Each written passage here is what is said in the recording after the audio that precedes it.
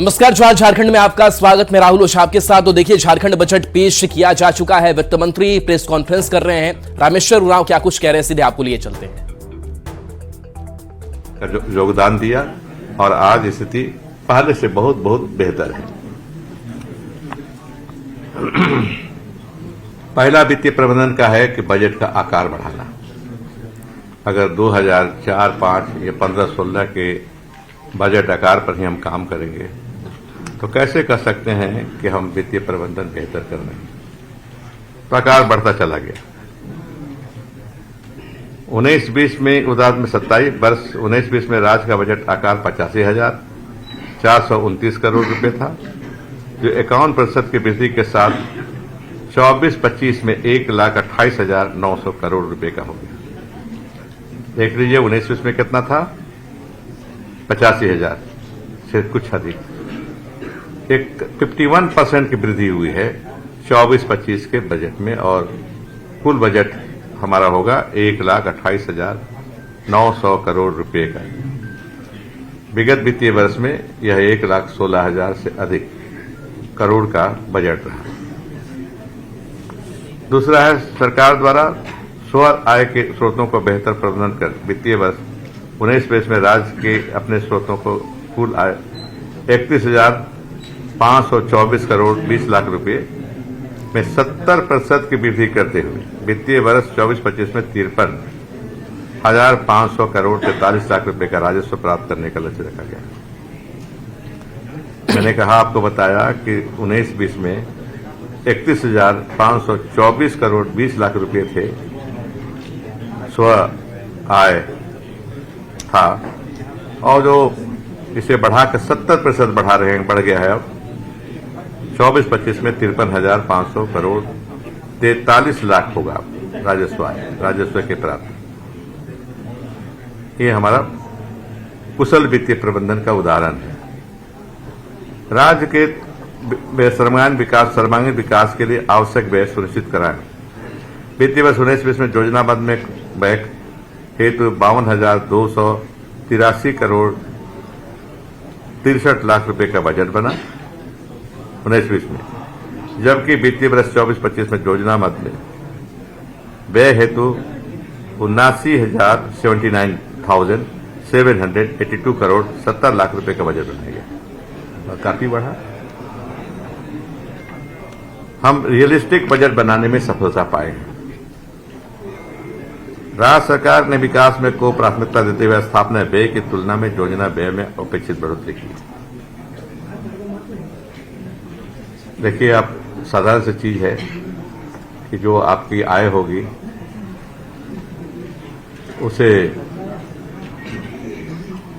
स्थापना व्यय में ही खर्च कर दीजिएगा तो बचेगा क्या पैसा विकास के कार्यों में लगाने के लिए। तो स्थापना को हम धीरे धीरे कम करते चले जा रहे हैं। और महालेखाकार कार्यालय से ये आंकड़ा पढ़ेंगे, वो है कि वास्तविक प्राथमिकता की स्थापना 19-20 में स्थापना व्यय योजना व्यय का अनुपात 47.53 था, जो वर्ष 24-25 में क्रमशः 38.62 रहने का अनुमान बहुत घट गया। 47 से 38 हो गया। कितना हुआ? 9% घट गया। ये हमारी उपलब्धि है, कुशल वित्तीय प्रबंधन का उदाहरण है। राज्य सरकार के प्रयास से कुल प्राप्तियों की राशि के विरुद्ध राज्य के अपने स्रोतों से प्राप्ति का प्रतिशत बढ़ा है। 19-20 में कुल प्राप्तियों में राज्य के अपने स्रोतों से प्राप्त 37% था, जो 24-25 में 42% होने जा रहा है। राजकोषीय घाटा, जितना राजस्व आता है खर्च करते हैं, बहुत अंतर उसमें नहीं होना चाहिए, घाटा नहीं होना चाहिए। और उसके लिए कानून बना है FRBM कानून, जो कहता है कि GDP का 3% से अधिक नहीं होना चाहिए आपका घाटा।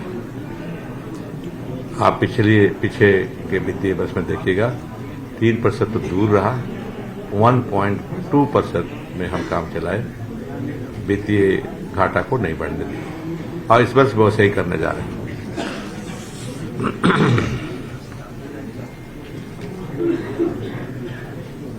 विकास का काम तब आगे बढ़ेगा जब पूंजीगत व्यय में हम वृद्धि करेंगे, इंफ्रास्ट्रक्चर क्रिएट करेंगे, तभी सड़क हुआ, सिंचाई का हुआ, ये सब जितने विभिन्न सेक्टर में जो इंफ्रास्ट्रक्चर क्रिएशन का काम है जब आगे बढ़ाएंगे तो सब वित्तीय उसको पूंजीगत व्यय आगे बढ़ाना पड़ेगा, और हमारा पूंजीगत व्यय आगे बढ़ा है। हम बताना चाहेंगे 19-20 में पूंजीगत व्यय की राशि 14,276 करोड़ रुपए थी, जिसमें वित्तीय वर्ष 24-25 में 160% वृद्धि करके के साथ साथ 37,068 करोड़ रुपए का अनुमान है। कितना बढ़ा दिया? 14,000 से 37,000 करोड़।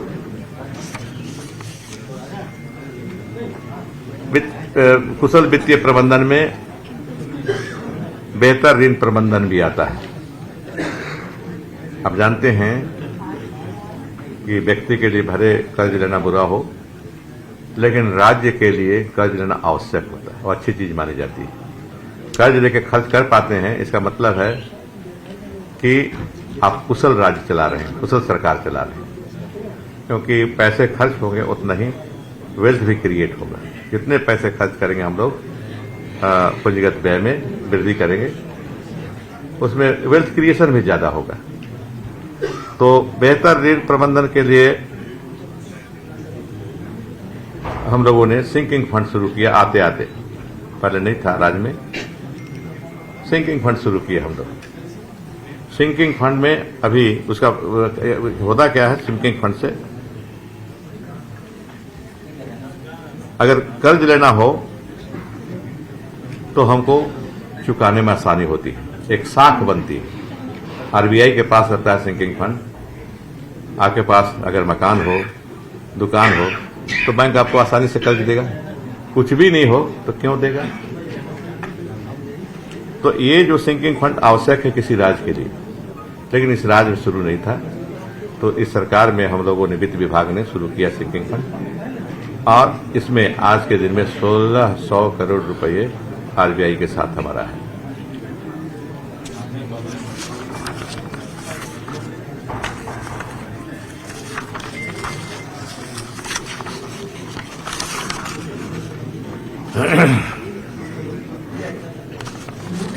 एक हुआ इसके साथ है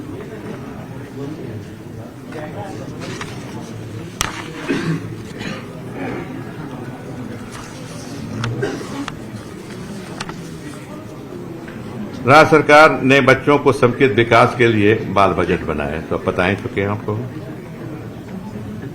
अब बजट, कुशल बजट प्रबंधन का ये भी एक भाग होगा हमारा। हम पहले से फ्यूचर के लिए सोच रहे हैं, सरकार सोच रही है। अभी आप जानते हैं ओपीएस लागू होगा, ओल्ड पेंशन स्कीम लागू हो गया है।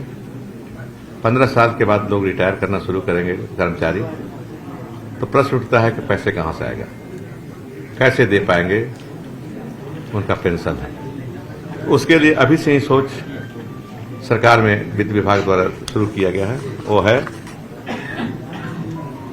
कि 23-24 में लागू पेंशन कोष में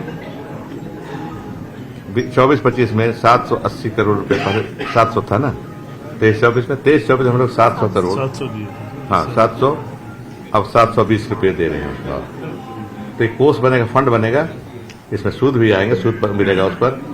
और जब 15 साल के बाद हमको देना पड़ेगा पेंशन रिटायर्ड कर्मचारी को, तो हमको दिक्कत नहीं होगी, पैसा हमारे पास पहले से रहेगा। आखिरी में कहना चाहूंगा मैं, आखिरी नहीं, कि आउटकम बजट की शुरुआत इस सरकार में हुई।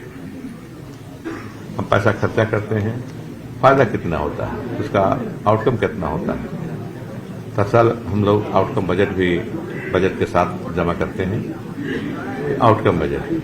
और अंत में करना चाहूंगा, आप गवाह हैं कि फिजूल खर्ची 4 साल में कभी नहीं, कहीं नहीं हुई। ये भी कुशल वित्तीय प्रबंधन का एक नमूना है, सबसे बड़ा नमूना। पैसा हमारे पास है, लेकिन व्यर्थ का खर्च नहीं करते हैं, लोगों पर खर्चा करते हैं, कल्याणकारी योजनाओं पर खर्च करते हैं। अब इतना ही कहना है। अगर आपको कुछ बोलना होगा तो मैं भी बताऊंगा, और मेरे साथी हैं प्रशांत जी, आप जानते हैं फाइनेंस सेक्रेटरी हैं, मीना साहब योजना एवं विकास के सचिव हैं, अर्थशास्त्री हमारे हरेश्वर दयाल जी हैं। ये भी आपको बताएंगे, समझाएंगे कि कैसे जो क्वेश्चन आप रेज करेंगे उसका उत्तर हम लोग समुचित उत्तर देने की कोशिश करेंगे। सर, मेरा एक पहला क्वेश्चन है, जो 22-23 में आपका राजकोषीय घाटा 1.2% है, जिसके कारण डेबिट जीडीपी रेशियो में सुधार हुआ है। लेकिन अगर जब हम देखते हैं 24-25 में राजकोषीय घाटा 9,500 करोड़ हो गया, जो 2.2%। तो ये वृद्धि क्यों हुई? क्योंकि आपने बहुत अच्छा प्रबंधन किया और 23-24 में उसको तो 1,28,900 करोड़ का बजट पेश किया गया और इस बजट की विशेषताएं भी बता रहे थे प्रेस कॉन्फ्रेंस में वित्त मंत्री रामेश्वर उरांव। चलिए बढ़ेंगे आगे। रांची से बड़ी खबर है, जहां हाईकोर्ट में हेमंत सोरेन की याचिका पर सुनवाई हुई है। कोर्ट में हेमंत सोरेन के वकील ने अपना पक्ष रखा है। हेमंत सोरेन की ओर से वरीय अधिवक्ता कपिल सिब्बल ने अपना पक्ष कोर्ट में रखा है। वीडियो कॉन्फ्रेंसिंग के जरिए कपिल सिब्बल ने अपनी दलील रखी है और कहा कि यह मनी लॉन्ड्रिंग का मामला कैसे हो सकता है। आगे कपिल सिब्बल ने अपनी बात रखी कि यह शेड्यूल क्राइम नहीं है, इसलिए मनी लॉन्ड्रिंग का मामला नहीं बनता है। तो ये दलील दी गई है। साथ ही दलील ये भी दी गई कि ईडी के काउंटर एफिडेविट में जिक्र है याचिका मेंटेनेबल नहीं है। कपिल सिब्बल ने इस बात को रखा। वहीं ईडी ने भी आरोप लगाया। संजय सिन्हा हमारे साथ जुड़े हैं, संवाददाता। संजय, क्या कुछ कोर्ट में चला है? देखिए, आज कोर्ट में जैसे इस मामले की सुनवाई शुरू हुई, चूंकि मामला पहले नंबर पर ही था और तकरीबन 2.5 घंटे तक इस मामले सुनवाई हुई, दोनों ओर से सुनवाई। और शुरुआत जो हुई वो हेमंत सोरेन के जो अधिवक्ता हैं कपिल सिब्बल की ओर से हुई। उन्होंने जितनी ही बातें याचिका में थी, तमाम चीजों को, जो खासकर ईडी की ओर से जो बातें थी, जो जवाब था ईडी की ओर से कोर्ट में जवाब रखा गया था, उस पर उन्होंने अपना पक्ष देना शुरू किया। कहा कि देखिए, सबसे पहले तो उन्होंने ये कहा कि पूरा जो मामला जो है मनी लॉन्ड्रिंग का मामला ही नहीं है, और जब मनी लॉन्ड्रिंग का मामला नहीं बनता है तो फिर आपको सीधे ये मामला जो शेड्यूल क्राइम नहीं है, शेड्यूल क्राइम नहीं है, फिर मनी लॉन्ड्रिंग का मामला नहीं है, क्योंकि दोनों एक साथ उन्होंने इस चीज को डिफाइन किया, चीजों को बताया लगातार उन्होंने। उसके बाद तकरीबन उन्होंने 1.5 घंटे तक उन्होंने अपनी बातों को रखा। उसके बाद ईडी की ओर से assistant solicitor general of India जो है एसवी राजू, उन्होंने अपना पक्ष रखना शुरू किया।